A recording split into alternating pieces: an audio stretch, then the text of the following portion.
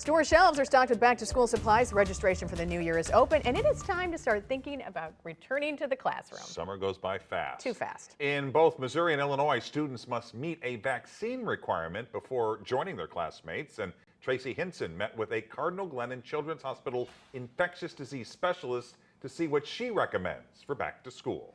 Mike and Ann, the magic number is 4. After 4 years old, a variety of vaccines are recommended, and some are required by our state's health department. The calendar says July, but today's weather whispered fall. Because we're just like 2 weeks before school starts. That's something no kid wants to hear, and they probably won't love what Cardinal Glennon pediatrician Dr. Economopoulos says next.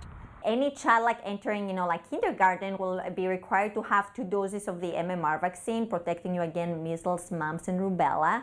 That's 1 shot required for school-age children. And 2 doses of varicella that protects you against like chickenpox. And a few more. It's like DTaP, protecting us against like diphtheria, tetanus, and pertussis that is causing whooping cough. Protection for a return to the bug breeding ground that is the classroom. It's like more cramped, like all kids, together, like interacting. So we have like a higher chance of like a small outbreak like occurring there. Which is why both Missouri and Illinois require vaccinations for school-age children. Although some of those vaccines are not 100%, like in preventing illness, they can significantly decrease the risk of like adverse reactions and complications from the illness and decrease the risk of hospitalization. She's an expert in her field, but she will always recommend this. My advice would be to always talk to a healthcare provider and voice all these concerns.